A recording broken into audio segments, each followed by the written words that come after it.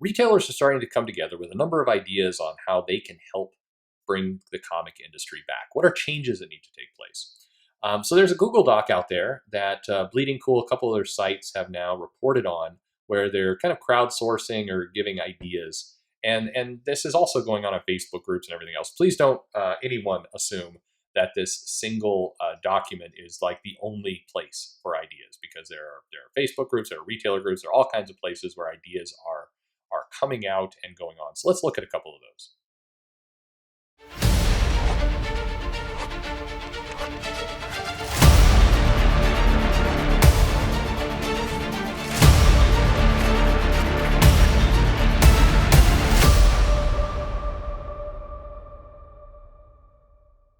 Hey everybody, this is Perch. If you're new to the channel, please, I would love it if you could give me a like or subscribe, especially to subscribe. Really trying to grow the audience, get some more data and facts out there. I can also take your criticism. So if you're here and you haven't subscribed, and the reason why is you don't like my crappy voice, let me know and I'll try and change that voice. That's what I'll do for you, the listener. I'm just kidding. I can't change my voice. Anyway, what are we talking about here today are a number of retailers have pushed forward some ideas of what they believe gets the comic industry back on its feet, helps with the whole chain of the publisher, the distributor, and the retailer. These ideas, I want to caveat by saying there's some really good ideas for the publishers, really good ideas for distributors. There are not really good ideas for the actual retailers themselves. That has been, there's not enough self-introspection, I would say, that needs to be done. But I want to go through this list. There's this Google Doc that is up that you can take a look at. I'll put the link in the video. But in addition, you can see if you can get access. Some of the retailer groups are now opening up to get fan feedback. So if you go onto Facebook and you look at some of the closed retailer groups, you might want to see if you can. If you're willing to come in and not be a jackass, then many of these retail groups will let you in, and you can start to provide some value, provide some help. People are looking for help, but the key is don't be a jackass. Always, that's the key. Anyway, so some of these ideas. So the top one is one that's near and dear to my heart. If previews continue monthly to be listed, a periodical must have all art present. Yes, please. The idea of and I've done, you heard probably the video on this. Hopefully you did. These surprises that come out of solicitations. Ordering comics is a freaking nightmare for retailers, and this is completely within the publisher realm of control with minimal effort. There needs to be a much better approach to how you market, solicit, advertise these comics. It's garbage right now. And then kind of saying, all publishers who can meet the mechanical standard of accepting revised orders at least 3 weeks before print should be on the FOC. Everyone else should be discouraged from handling their own printing. Yeah, I agree. There's a lot of people who get into this business on the publisher level who do not know what they're doing. Or they've hired in people who are not experts, who are buddies that they had in college, or, hey, this is somebody who wants to be an artist, but they're maybe not a good drawer, so we'll get them a job handling the printing. That's just a bad plan. The comic industry in general, and this goes to everything, distributor, publishers, creators, and fans, does have a problem of reaching out to people who are smart. There are a lot of people for whom the comic industry is close to their heart and what they love. They love these properties. They love these characters, and they've gone on to become tech moguls, pharmaceutical moguls. They've got their doctorates. There's all kinds of people who are really clever at business and technology, and for whatever reason, people in the comic industry at all different forms they just love their closed little system, and they won't lean on advice of people who are often happy to give it for free just to improve this industry. But it has to be my way or the highway, and we won't listen to these people. And a lot of it stems from just the inability to take soft criticism. I am completely sympathetic to a creator who blocks or mutes somebody who is cursing at them and telling them that they should burn in hell and the industry needs to die and everything needs to be lit on fire. That kind of crap, yeah, absolutely. I am not sympathetic to creators who cannot take something like, I didn't really appreciate this story, or I think that this was not the best way to market your book. I had a creator block me because I said, this solicitation doesn't tell me what I need to know in order to order the book. The artist is listed as TBD, and the text says, you won't believe what happens in this issue. I'm like, I need better than that. Blocked.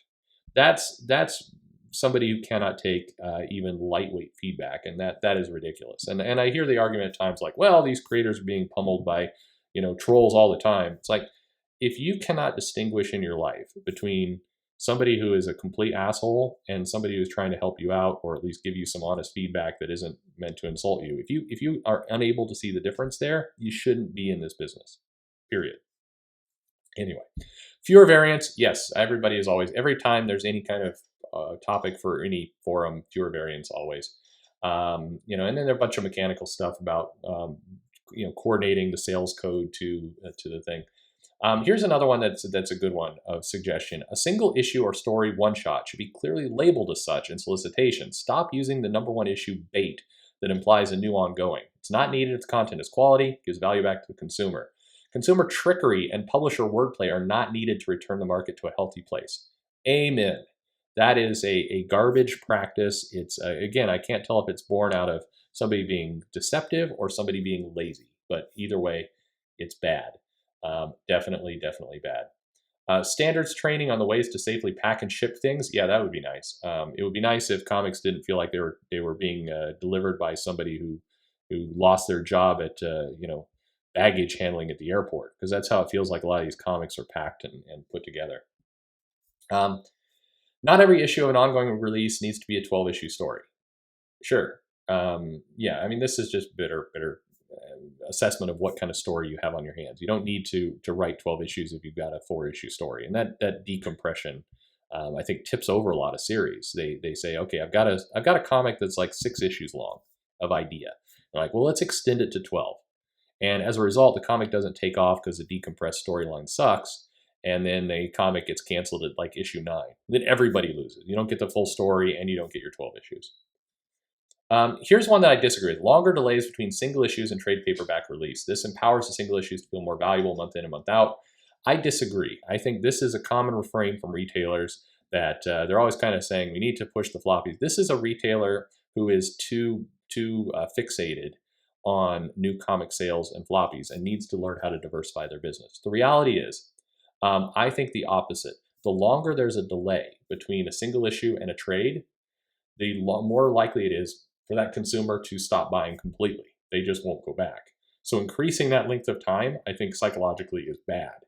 The idea of, they say a high majority of readers use this as simply a way to pass on a series. Yeah, they do, but extending out the trade paperback coming into the market is not going to improve that situation. In fact, if anything, it will be worse. And then the other one I also disagree with, and this is another retailer refrain, delay digital release.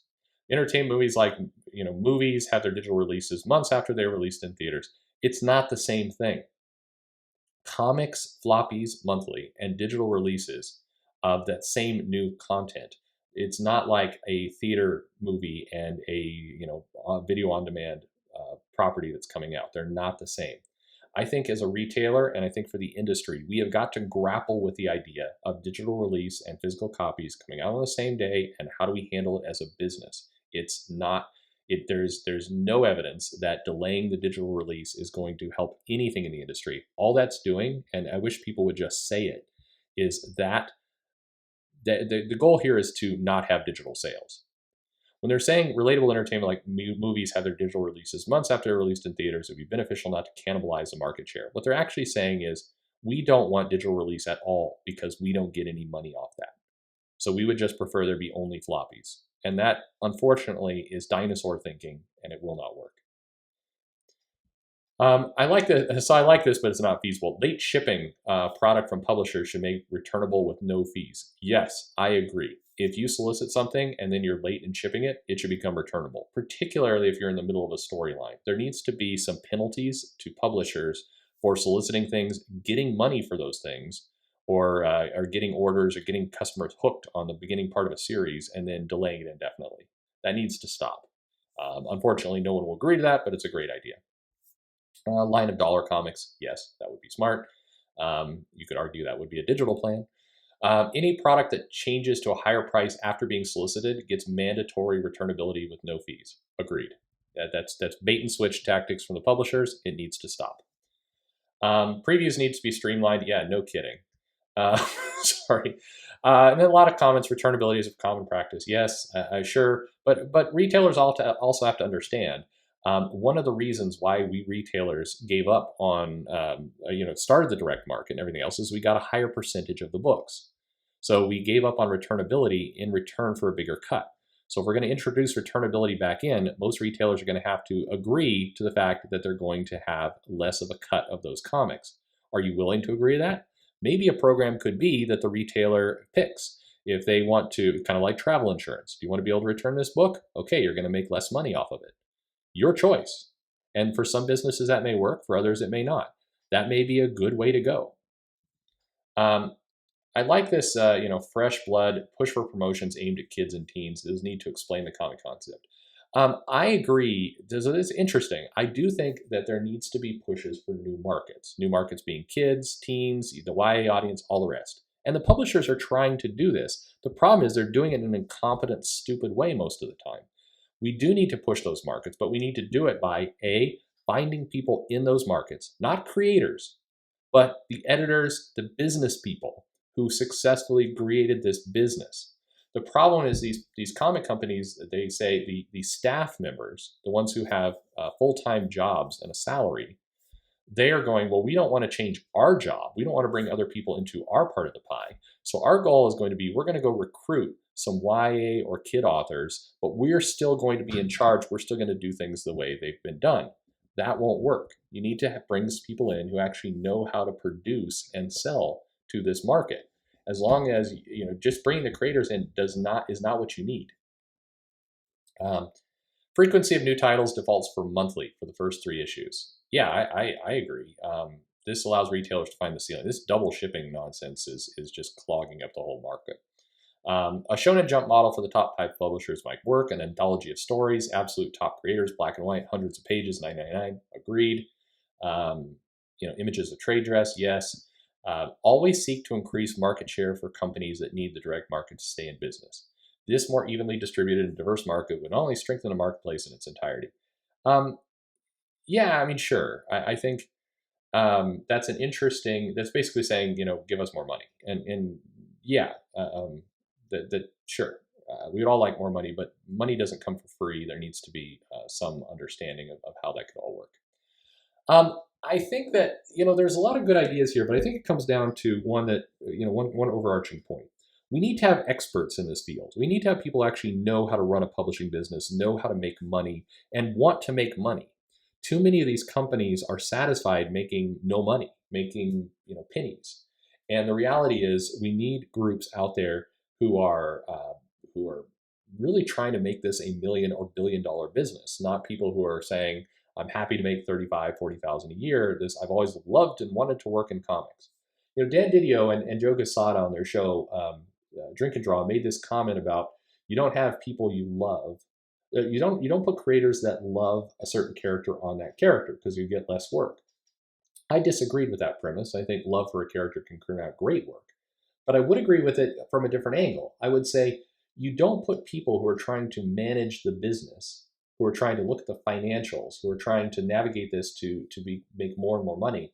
You don't put people who have a lifelong passion of comics necessarily in those positions.